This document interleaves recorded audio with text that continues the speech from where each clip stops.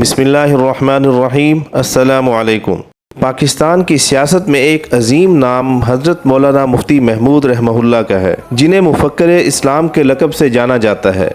مفتی صاحب کی جدوجہد کا مرکزی نقطہ پاکستان میں اسلام کا نفاذ اور اسلامی احکامات و قوانین کی عملداری کو یقینی بنانے کی سعی کرنا تھا۔ اس حوالے سے مفتی صاحب رحمہ اللہ کو زندگی کے کسی بھی موڑ میں جب بھی موقع ملا تو انہوں نے اس موقع کو احیاء اسلام کے عملی نفاذ کے لیے نہ صرف استعمال کرنے کی بھرپور اور منظم کوشش کی، بلکہ ایک ہوشیار، زیرک، مدبر، ذہین و فطین، موقع فہم، فکری و نظریاتی سوچ اور حالات کی نزاکتوں کا بھرپور فائدہ اٹھانے والے سیاستدان کی طرح بھرپور فائدہ اٹھایا۔ حضرت مولانا مفتی محمود رحمہ اللہ کی خداداد صلاحیتوں سے مزین شخصیت کو سمجھنے کے لیے آج کی ویڈیو میں ہم 3 مواقعوں کا حوالہ پیش کریں گے، جس سے ان کی خداداد صلاحیت، للہیت، مدبرانہ سوچ، فکری مشن، سیاسی دور اندیشی، احیاء اسلام کے لیے عملی کوشش اور حالات کی بر وقت نبض شناسی کی عظیم صلاحیتوں کا اندازہ لگانا زیادہ مشکل نہیں ہوگا۔ سب سے پہلے سن 1970 کے عام انتخابات کے حوالے سے بات کرتے ہیں کہ جب سن 1970 کے عام انتخابات میں صوبہ سرحد، جو آج کل خیبر پختونخوا بن چکا ہے، اس کی 40 ارکان کی اسمبلی میں JUI کو محض 4 نشستیں ہی مل پائی تھیں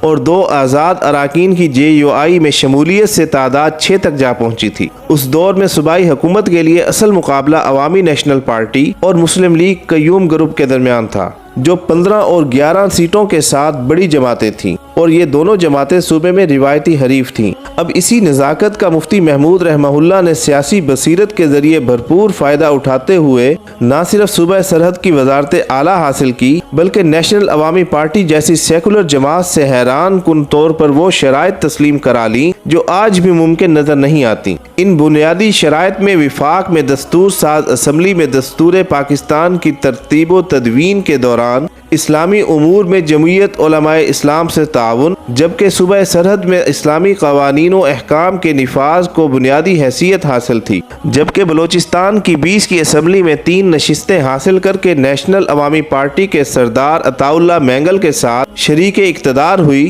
اور 1 ڈپٹی سپیکر اور 1 صوبائی وزارت حاصل کر لی۔ 9.5 ماہ کی وزارت اعلیٰ میں مفتی محمود رحمہ اللہ نے سادگی اور نفاذ اسلام کے لیے کیا کیا اقدامات اٹھائے، وہ ایک الگ بحث ہے، لیکن درج بالا معاہدہ مولانا مفتی محمود رحمہ اللہ کی بطور پارٹی لیڈر سیاسی فہم و فراست، فیصلہ سازی کی صلاحیت، نفاذ اسلام کی عملی جدوجہد اور ہوشیار سیاستدان ہونے کا منہ بولتا ثبوت ہے، جس سے مفتی صاحب کی باکمال شخصیت کا اندازہ لگانا زیادہ مشکل نہیں ہے۔ اسی طرح مولانا مفتی محمود رحمہ اللہ کی شخصیت کو سمجھنے کے لیے دوسرا واقعہ یہ ہے کہ جب دستور ساز اسمبلی میں سن 1973 میں دستور سازی کا دور شروع ہوا تو مولانا مفتی محمود رحمہ اللہ نے اپنی خداداد صلاحیتوں کا لوہا منوایا۔ اس دستور ساز اسمبلی میں سن 1970 کے انتخابات میں پیپلز پارٹی کو دستور ساز اسمبلی میں نمایاں اکثریت ملی تھی اور ان کے منشور میں سوشلزم کا عنصر بالکل نمایاں طور پر شامل تھا، مگر مفتی محمود رحمہ اللہ نے اس دستور ساز اسمبلی میں بطور اپوزیشن لیڈر جس سیاسی بصیرت و فراست کا مظاہرہ کیا، یہ اسی کا ثمر ہے کہ پاکستان کے دستور میں اسلام کو سرکاری مذہب قرار دینے کے علاوہ ایسی دفعات کو شامل کر لیا گیا جو ملک کے تمام قوانین کو اسلامی ڈھانچے میں ڈھالنے کی ضمانت دیتی ہیں اور جو آج بھی لبرلز اور سیکولر لابیز کے ایجنڈے کی تکمیل میں سب سے بڑی رکاوٹ بنی ہوئی ہیں اور تمام کاوشوں اور ہتھ کنڈوں کے باوجود ان دفعات کو نکال نہیں پا رہی۔ اس دستور ساز اسمبلی میں دیگر قد آور علماء کرام بھی موجود تھے جن کی محنتوں اور کاوشوں سے انکار ممکن نہیں ہے، جو دستور پاکستان میں زیادہ سے زیادہ اسلامی دفعات کو شامل کرانے کے لیے کوشاں تھے، مگر اس حوالے سے جو کلیدی کردار اور حیثیت حضرت مفتی محمود صاحب کو حاصل تھی وہ کسی اور کو نہیں تھی، کیونکہ ایک تو آپ رحمہ اللہ اس دستور ساز اسمبلی میں اپوزیشن لیڈر تھے اور دوسرا یہ کہ اس دستور ساز اسمبلی میں بلوچستان سے جن 4 ارکان کو شامل کیا گیا تھا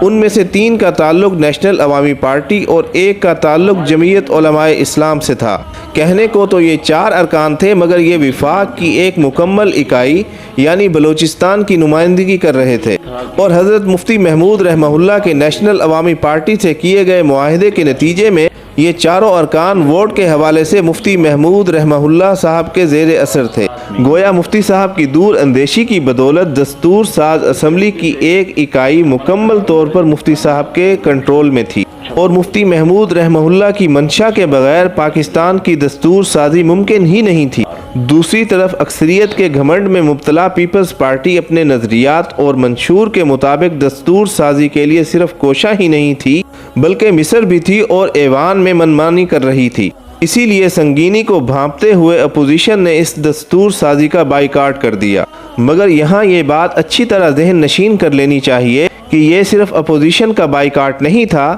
بلکہ بلوچستان کے ووٹوں پر اسلامی دفعات کے حوالے سے مفتی صاحب کا مکمل اختیار ہونے کی وجہ سے وفاق کی ایک مکمل اکائی کا بائیکاٹ تھا، جس کے بغیر دستور سازی کسی طور ممکن ہی نہیں تھی۔ چنانچہ ذوالفقار علی بھٹو مرحوم کی حکومت نہ صرف مذاکرات بلکہ دستور میں حضرت مفتی صاحب کی منشا کے مطابق اسلامی دفعات شامل کرنے پر بھی مجبور ہو گئی۔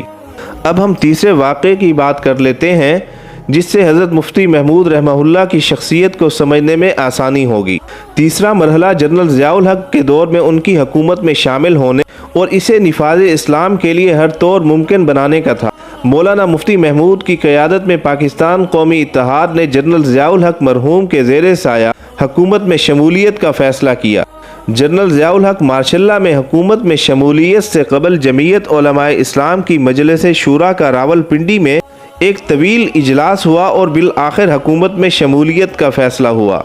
حضرت مفتی محمود رحمہ اللہ کا اس موقع پر واضح طور پر موقف یہ تھا کہ ہمارا مقصد صرف اور صرف اسلام کا نفاذ ہے، وہ کسی بھی ذریعے سے آئے ہم اسے قبول کریں گے۔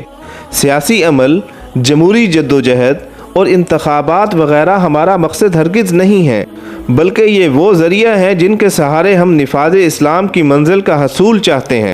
اس لیے اگر ہمیں کوئی اور راستہ یا ذریعہ مل جاتا ہے جس سے ہمیں منزل تک پہنچنا ممکن نظر آئے تو اسے اپنانے میں تامل سے کام نہیں لینا چاہیے۔ اور اسی موقف کا اظہار حضرت مفتی محمود رحمہ اللہ بڑی وضاحت کے ساتھ عوامی اجتماعات میں بھی کرتے رہے۔